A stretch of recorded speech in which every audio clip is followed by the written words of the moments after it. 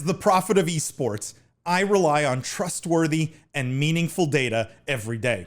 Data from our research partner, YouGov, offers the most complete view of esports fans and gamers in the world, providing context to who they are, what they think, the brands they buy, and things they do. YouGov's connected insights and research services inform strategy at every level. If you're a team, a brand, agency, or rights holder, you should be talking with YouGov. Their partners measure and maximize ROI and are telling compelling stories with data. Visit yougov.com/gaming-esports to learn more. Everyone wants to talk about this story. I think it was the big news this week.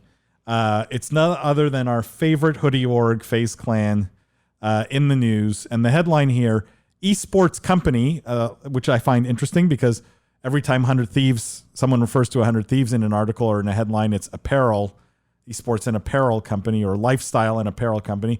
Here we have esports company, FaZe Clan, valued at $1 billion after SPAC merger. So FaZe announced earlier this week they're going to combine with a SPAC. They're going to merge with a SPAC to become a publicly traded company. Valuation is going to be $1 billion, or implied value of $1 billion.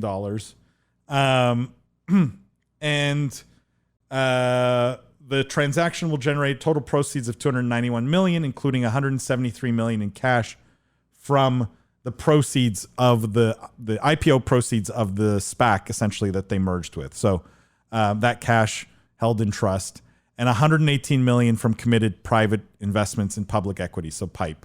So in total, $290 million in total transaction proceeds. After the merger, it's going to change its name to FaZe Holdings. It's going to trade on NASDAQ under the ticker symbol FaZe, F-A-Z-E. Before we dive into any of the other numbers, and I don't think I can share everything. Like I have the whole investor presentation. I'm not sure if that's public or not. It's public. Well, there's one that's public. I don't know. If you didn't I don't sign know. anything, You may have one that you may have one that's not public, but there is one that's public. So I'm not going to put that on screen. But I love Jimmy, our resident ex-lawyer. Do it. I just love the drama. I have all the numbers, I have all the data, but big picture, right? And I think Bruno asked this earlier. Is FaZe worth $1 billion? I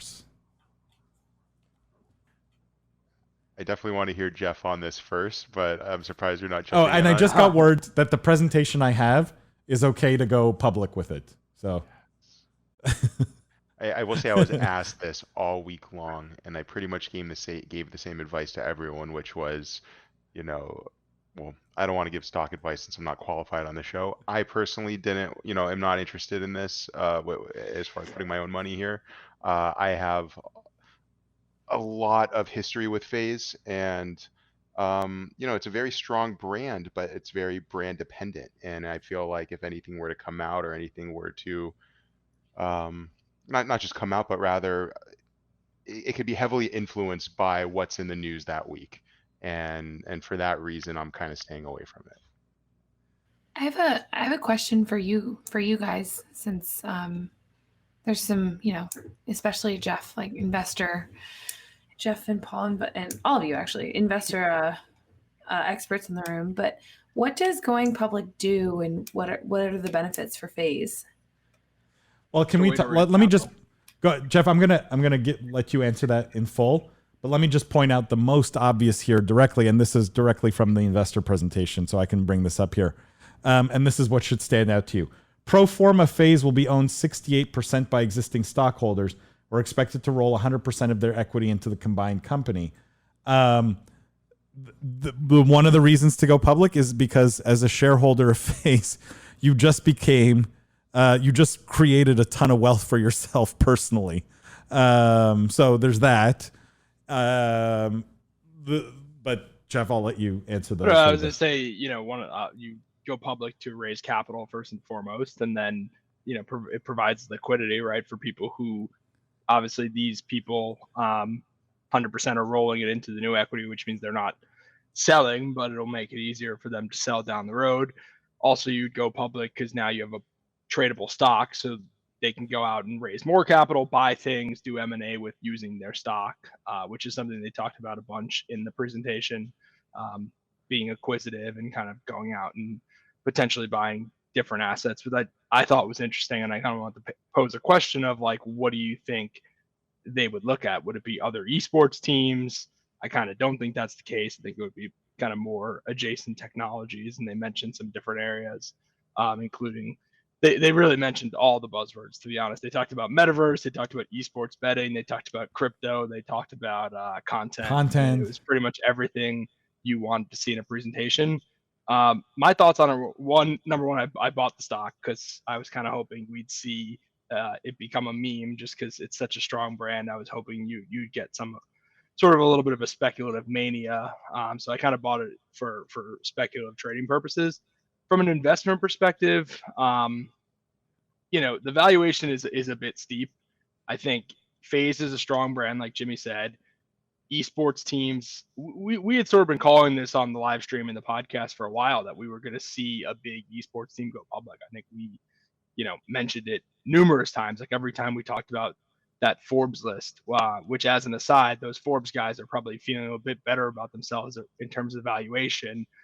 We pulled that up a bunch of times, and it was like, oh, 300 million for this team or 500 million for that team. And we always kind of like maybe scoffed at it a little bit. Well, now we have a concrete example of a team being valued at $1 billion. So I think that's pretty good validation for the space. But just getting down to the numbers, Paul, if you pull that page you just had up quickly, not that one, the one that had the overview. What I wanted to get at was they talked about multiples.